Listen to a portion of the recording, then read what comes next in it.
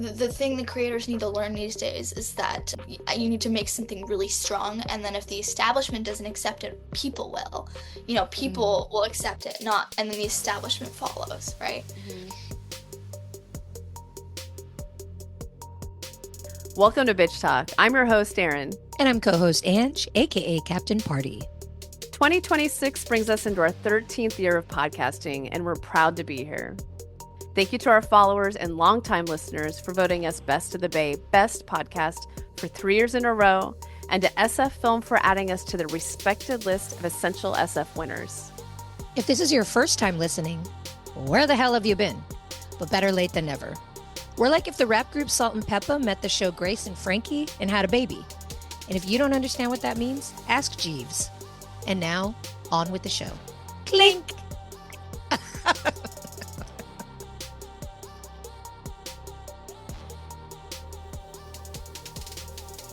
All right, Bitch Talkers, we are very excited to bring you the author of a book that could also be the title of a book of Erin and I's autobiographies. Let's be real. The book is called Porcelain Rage, and our author today is Simone O. Elias. Welcome to Bitch Talk. I am so excited to be here. We are so thrilled to have you. This might go on for hours. We'll see. But Simone, I hope so. For 3 hours. For 3 hours. Particularly. 3 hours. Joe Rogan style, you know? Oh, please. That Motherfucker. guy. Anyways. Okay. See, we're already there. Yes, I'm already pissed. I love this. Okay. Simone, for those of our listeners who have not read the book yet, can you give them a little synopsis? Yeah, Porcelain Rage is essentially a manifesto for the Gen Z woman, as the subtitle says. It goes through every aspect of our culture and sort of frames it in history and rage, in the ways that we survive and the ways that culture kills us and how it saves us at the same time. So each chapter is kind of its own little dive into a specific culture of Gen Z women, an obsession, and how it reflects our struggles and how we keep on through them. I wanted to know, why did you feel this was the moment to have this manifesto come out? And was it from writing your first book, if you want to talk a little bit about that too, because you kind of do a callback there, especially in the second chapter. Second chapter. So, yeah. It was definitely. I started this book right after I finished my first one, so I kind of just dived right into it. My first book was about classic Hollywood. It's called Old Films, Young Eyes. I was 13 when I got the book deal. So it's a teenager's take, a Gen Z take on classic Hollywood through all these different dimensions, how classic film predicted our current reality in a lot of different interesting ways. Yeah, and I sort of dive into that on the chapter 2, which is on Barbie and on film, and I sort of evolve on that. But yeah, I mean, what started with this book was I was just observing the pop culture phenomena of my generation, and I started to connect it to a lot of our deeper struggles. And so sort of the binary in this book is the porcelain and the rage. And there's this sort of perfect perfection of the porcelain, like shiny and perfectly sort of like a social media shows us to be, the expectation, and then there's what we actually are, which is like mentally ill and very angry. And so those are always in conflict. Relatable. That's what the book's about. And so I started with the porcelain. I was like, let's go into this pop culture, and I couldn't ignore the darker facets of it. And so that was kind of how I stumbled upon this.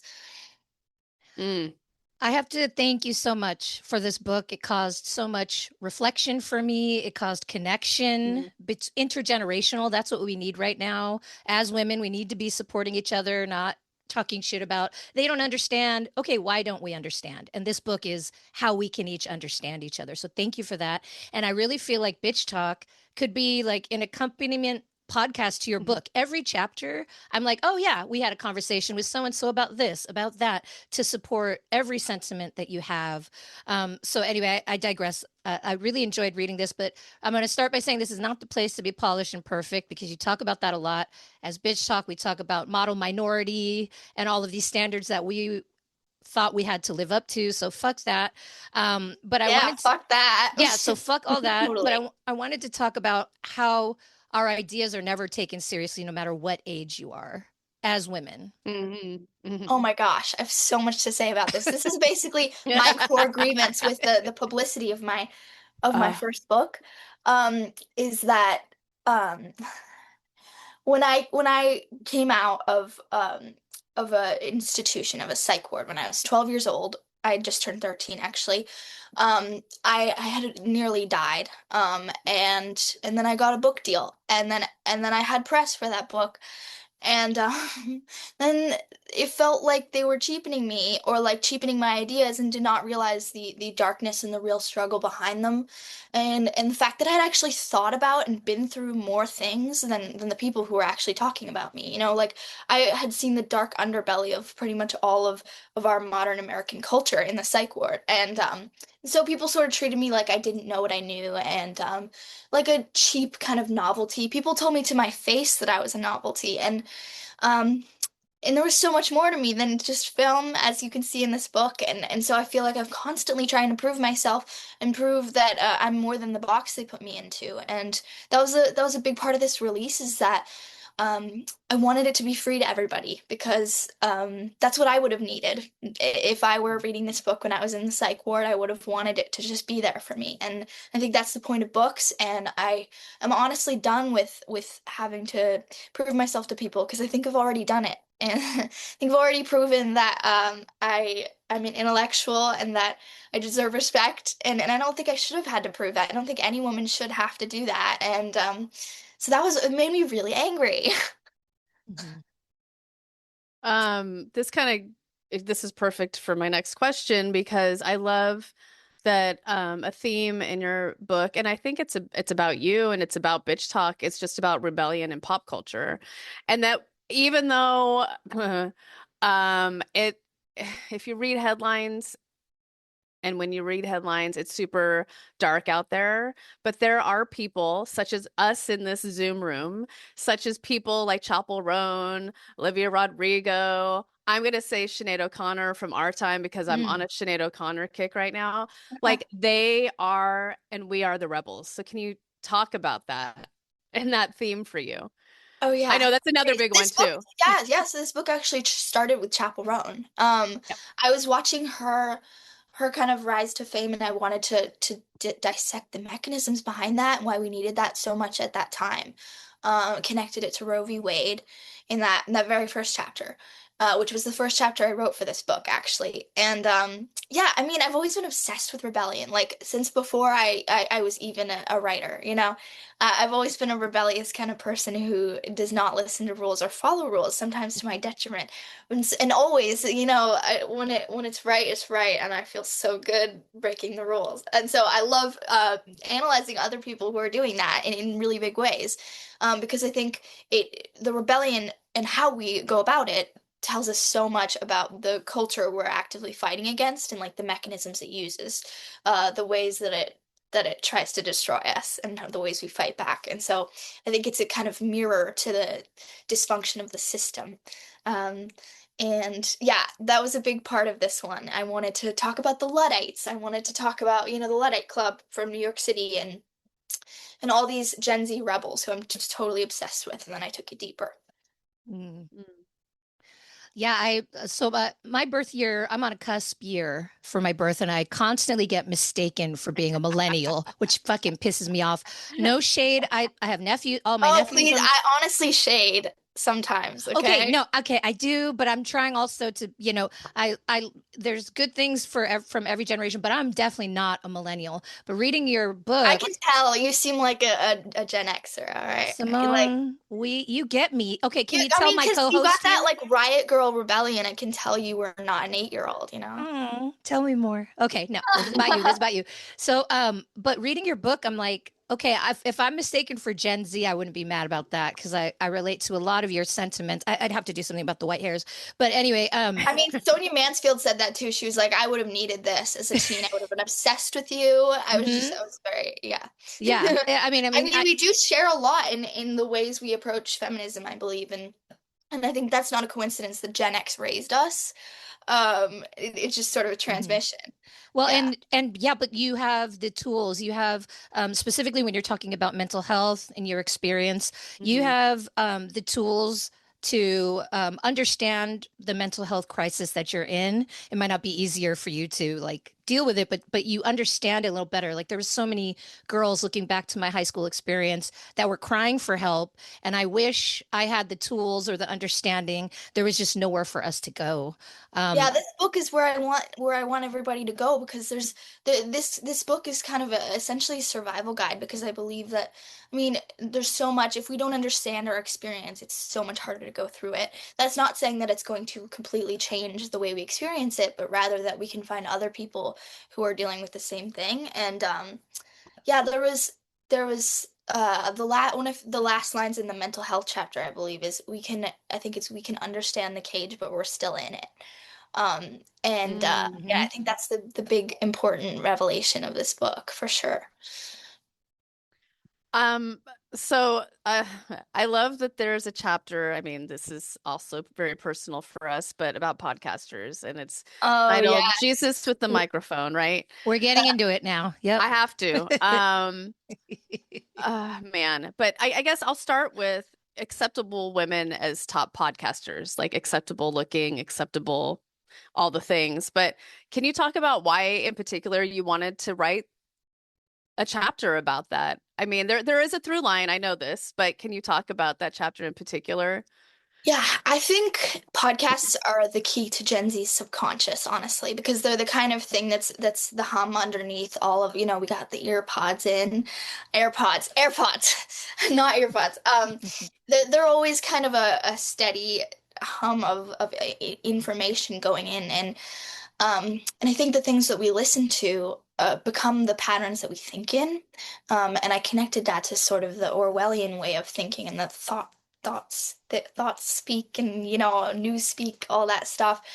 Because I think that the way that we talk, and the way that we talk about issues, and the things that we ignore, and the people we champion in these spaces, are ultimately the reflection of our society. And I think it's kind of a completely new domain that really dominates everything these days. And specifically in that chapter, I'm talking about mostly the um, the gender divide in podcasts, and how it affects politics and slang.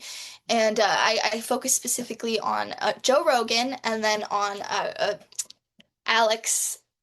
What's her last name? I don't Cooper. remember. Cooper. Alex Cooper. I'm I glad kept, I forgot. I did that me research too. last year. I'm I like, said I it thought about. reluctantly too. I was Me like, too. Cooper. Yeah. Yeah, yeah. So I was like, these are the ultimate archetypes of American culture from maybe even 100 years ago. These are the ultimate people, and of the kind of gender that we worship. And so I wanted to deconstruct each of them and what they mean for gender and for women. And yeah, podcasts are such a huge part of American culture these days. So I had to go into it. Can I dig in a little deeper? And I'm sure Ange will, it's whatever. We're just talking about this shit now. I've opened the can. Let's go. Go ahead. But I think you said what I have been feeling and didn't know how to say it about Alex Cooper in general and about Call Me Daddy. Is just that Call Call her her daddy. daddy. I'll call her I'm so daddy. glad we're Well, forgetting these sorry. things. Well, I'll just be honest. I've never listened to her. I've never listened to that podcast because it actually, that title makes me want to barf. Oh, And of course seeing it does. and I mean, seeing the come on. yeah, and seeing the person who leads that podcast, it just, for me, I'm like, this doesn't match for me, and it's not for me. So if anyone else wants to jump in, but I just thank you for talking about her in a way, and that podcast in a Yeah. way that I'm like, yeah, that totally, all of that makes sense. And that's exactly why I think we're the antithesis of that. Oh, for sure. I mean, there's a reason I didn't go on Call Her Daddy. That would have been a shit show. But I'd bring um, it, Bring it. Simone. Yeah. yeah. Well, okay, so that's one of the people in the book. I think one of the only ones who I just definitively take down. Um, I saw when I was looking at what podcaster I wanted to represent women, it was really obvious that that's the American female podcast archetype, and especially because Kamala Harris went on there, Yeah. and I was like, why did she choose Call Her Daddy? That makes no sense to me. So I had to Yep. go into that. And when what I really realized was it's just kind of a reinvention of it's smashed together of two things. It's the 1950s housewife with the porn speak, you know? It's just those two things smashed together, calling it feminism. Hmm. Especially when looking at the women she has on her podcast, what they talk about. They always talk about like men, how to appeal to men, like what's your relationship with men, like really intimate details. And when she has men on, it's like, what do you want from a woman? Like what do you how do you treat women, etc. So it's really all about the male gaze, and I thought that that is so representative of how we view women and how it's very retro coded, even if we sometimes don't even realize it because we're not thinking about it. We're just Hmm. passively consuming, you know? Yeah, it's really disappointing. I only listened to one episode and it was Kamala because I was like, okay, she's going on this show. I have to find out what it's about. And I couldn't even listen to it the whole way through. I was like, you have Kamala on your show and this is the conversation. It was just really disappointing, but not surprising. And that for me brought up some thoughts about what we want bitch talk to be and what we represent. And of course, we want it to be sustainable and we want to be able to survive off of this podcast. But what would that mean? That would mean we'd have someone to answer to, we'd have someone else's agenda. And that means that overall, just like with Alex Cooper, we'd have to try to appease a patriarchal society in a capitalistic world. And do we Right. want bitch talk to be that? Yeah, so I went through this exact thing with my process for publishing this book because so I've worked with the Internet Archive since I was 13 Mhm. years old. I have been like intimately involved. I'm basically a part of their staff, right? Like I did their podcast, I'm on their film boards. I introduce movies there, I do programming, etc. And so after my first book, I signed with this agent. He was an older guy, and he's in New York, and he was very successful. He'd sold like hundreds of corporate book deals, and he had my proposal for this, and the way he was going about it was he would call me like voice of a generation, and he wouldn't read what I wrote. He wouldn't respond to me. He would send it to all these men to go and buy a book by a woman to sell to women.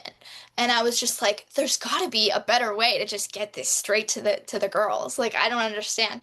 The way that the patriarchal system works is it's everything. It like goes into all the Yes. creative industries. It's like a cancer, right? And so Mhm. in the publishing Yes. industry, it is so rampant. It's so incredibly rampant, even when we have this sort of air of, um, liberalism. Even though he was, it's still there's a guy, then he gives it to a guy, and then a guy edits it, and then the girls can read it, you know.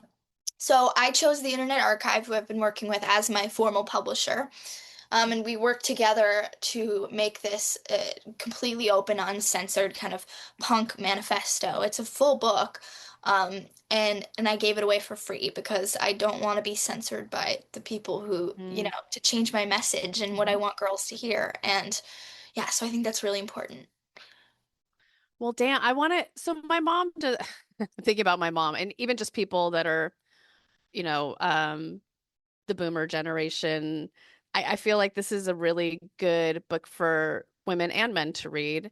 But I know that she likes a book, so I'm like, do I just print this all out at the library for Oh her? yeah, I hope that like someone or I figure out some kind of print deal for this and an audiobook. It just came out like a few weeks ago. Right, right. But I love print books. It had to be uncensored, and so that was No, something I. I had to Mhm. do. You're rebellious. It's a Mhm. Yeah. Yeah, I rebellion. mean, I and love it. what's so cool about this multi-generational thing is my grandmother is a journalist, and she worked for Ms. Magazine and Mm, for USA Today for around 30 years, and she broke some of the first stories about like over giving pharmaceuticals to children, etc., and covered mental health and mm. feminism.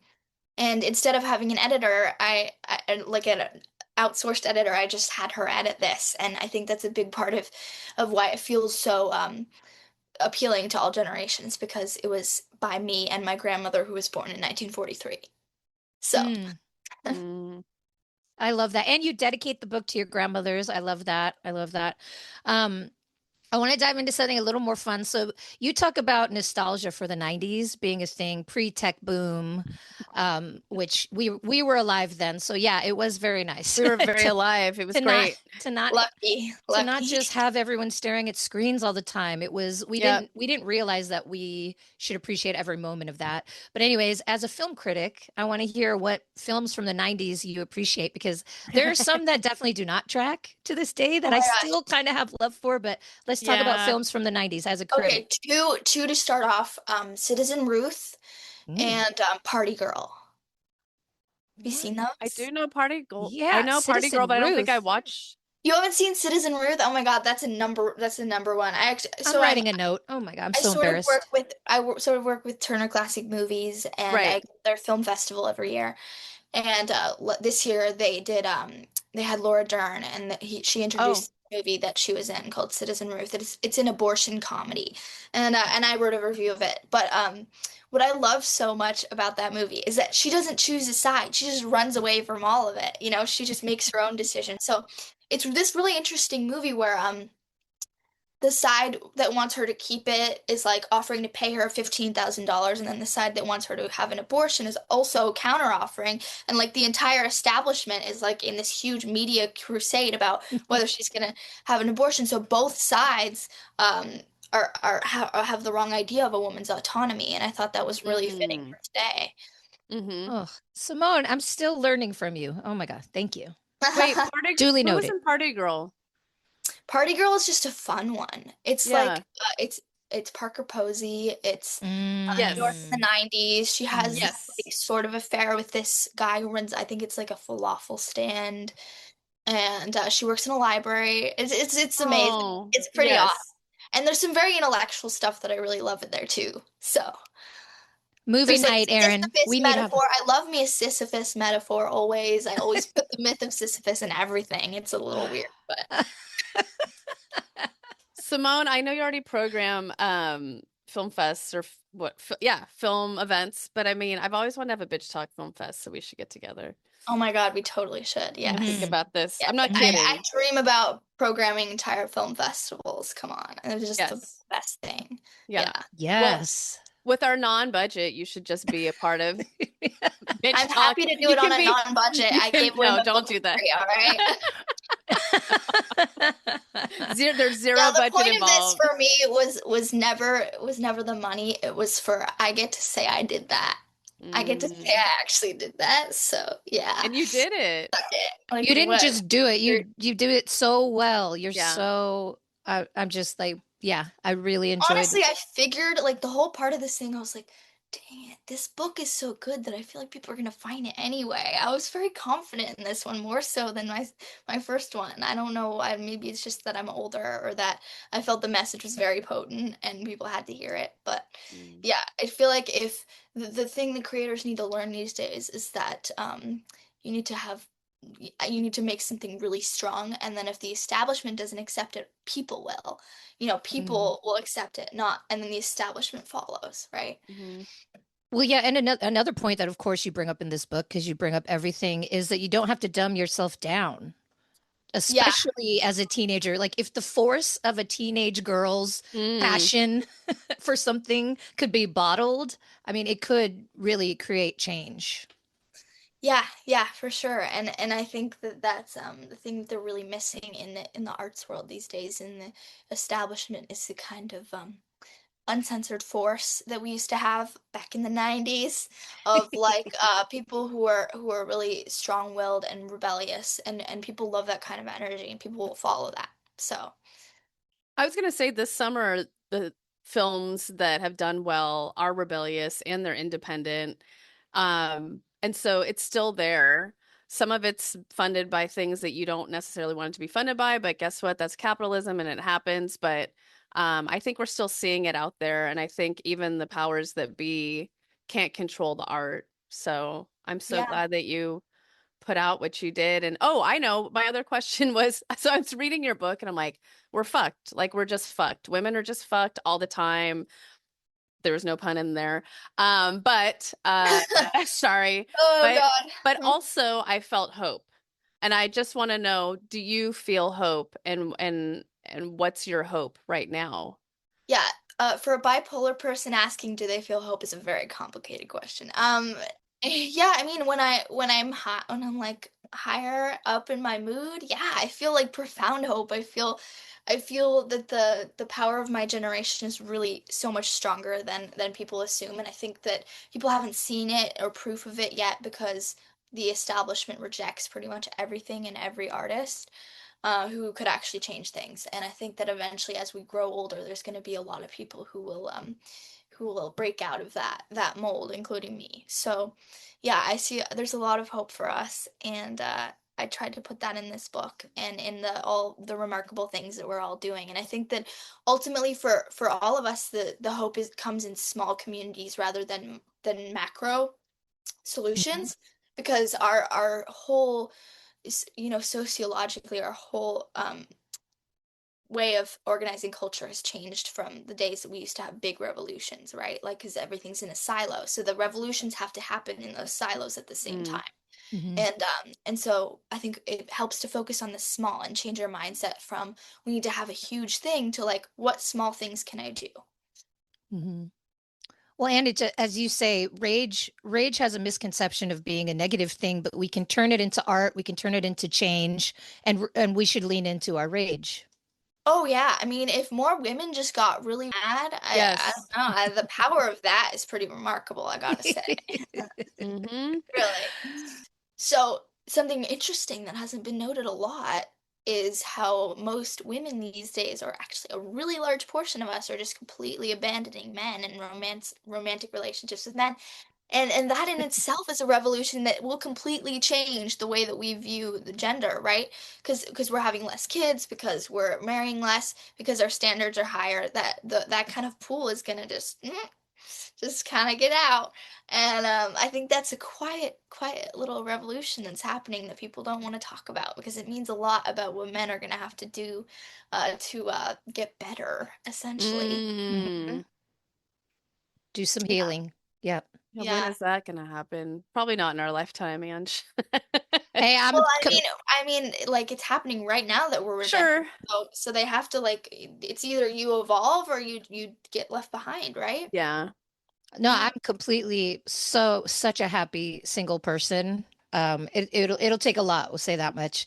Um, Okay, Simone, so we know that you're always working, you're always thinking of something, ways to change the world. But what do you do when you just want to release, want to fuck around, and not do something that just like makes your mind explode? Yeah, I have a lot of these things to say them. Probably I run, I dance, I box, I do insane collages. Like there were these zine slides that I did like a Hmm. few weeks ago when the book came out, and I put actual pills in them, like my prescription pills. It's very experimental and fun. Uh, that's Ooh. kind of I love art. That's my creative outlet that I love. And I go thrift shopping. I'm an insane fashion person. I eat like insanely because I'm having a growth spurt actually right now, which is psycho. Oh yeah, Um, that's what I call it too. I'm having a growth spurt yeah, too. I Yeah, think we all I are. actually, I so We're all growing. I literally will Horizontally just for go sit us. down at Shake Shack and just eat like burgers and fries, and yeah, that's that's my kind of routine right now. But that's very snapshot in time routine.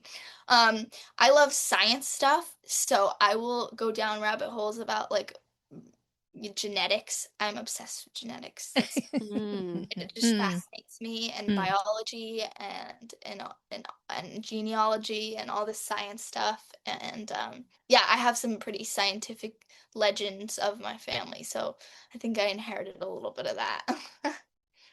amazing. Yeah. You need to have a TED talk on how to find the time. How to find Because the Mm. I'm like, how to yes. find the time is like you be a teenager and do independent study high school and then never do anything else but write. That's Mm, People treat it as a sort of a thing that you do like a little bit of, but I do it all the time. So it's like a lifestyle, you know. And I actually have a condition called hypergraphia that comes with bipolar, where I just write, I can't stop writing. So Mm. I think that helps. mm, And people who can't find the time are also probably a lot more relaxed and having more fun than me too. So Mm. mm. yeah. Or they're just spending a lot of time worrying, maybe. I don't know. I don't worry because I'm on like a bunch of different antipsychotics, but yeah. Man. That's part of your stand-up routine. You should start writing that now. Oh, mine would just be total deadpan all the time. That's fine. I love it. Yeah. I mean, we laughed at that. Were we supposed to? I don't know, but it was funny as hell. What's true is funny. What's funny is true, Clearly, we don't do anything we're supposed to. That's the whole premise, right? Fuck the patriarchy. Yeah, exactly. Well, actually, I mean, I take back the fun thing because it was really, really fun to drop a feminist manifesto in the middle of the night and watch the internet freak out. That was awesome. I love it. I love that I did it. When I was in the meetings with the archive and we were talking about the release of this, I was like, it's mandatory. I must do a Beyonce surprise drop release. Yes. And they were like, and Chris Freeland, who works there, is like a massive Beyonce fan. He was like, yes, we're gonna do that. Yes. And we just talked about how he went to the Renaissance tour. So it's very chill over there, as you back to archiving human history, We all need something light to talk about. Yes. Yeah. We knew this was going to be a fun conversation. Before we close, we end every episode with something called This Bitch. So, Simone, this is your chance to throw some light on something that's bringing you joy or throw some shade at something that's pissing you off. It could be a person, it could be a thing. What is your This Bitch of the moment? Oh my gosh. You should have asked. I have like a full database of this. I guess I think something I would like to shine a little bit of light on is perhaps my mother, because she has a new book coming out. It's called Fearless Women in the Outdoors. And she profiled like 25 different women who are doing these badass things outdoors, like swimming with sharks, like hundreds of miles, I don't know how many miles, but miles and miles, and like breaking records. And it was kind of funny because we were both working on books in the same year and about women. And so we got to trade these fun stories because we were both doing research at the same time. So yeah, I mean, it's kind of weird to do it with my mother, but she deserves to be in this podcast realm as well, because she's got some interesting stuff. I love that. That's beautiful. Your mother is my This Bitch too. Clearly doing something right. Doing something right. Oh yeah. I mean, it's hard to raise me, so good kudos to her, all right? Are you kidding me? It would be an honor. I mean, really? Yeah, I hope they're really proud. Did you read chapter 8 though? Yes. Thoroughly, yes. Okay, all right. But look at what you've made of it, look at what's come of it, and look at all the people that you're going to help through this book, myself included. I know Erin has gained a lot from it. So, you can't make an omelet without breaking some eggs. Great phrase. I love that one. Yeah. So here you are. And I can't wait. We can't wait to see what you do next. We hope we can collaborate on many things in the future with you. Of course, I would love that. And so now knowing Simone makes us cool. Like, we're in with Gen Z. We know. Oh my God. I'm in with Gen X. It's an honor. I mean, Gen X is kind of the coolest. But anyway. Yeah, I mean, I would second that. So just so you know. But they're still so young, we've got years on them. So of course we're cool, but like, we'll see what happens. They're still so young. Yeah. Anyways, the book, you'll find a link to it on our episode notes. It's called Porcelain Rage. It's free. It is free. Free 99, which is crazy. Oh my God, I love that. But Simone, Elias, thank you so much for being on Bitch Talk. This is the beginning of a beautiful friendship. Yes, Casablanca.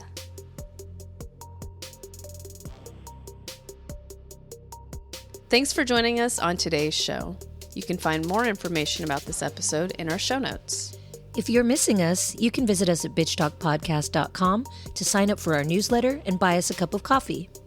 Did you know we're also on the radio? You can find us at bff.fm. And lastly, rate and subscribe wherever you listen to podcasts. All the cool bitches are doing it.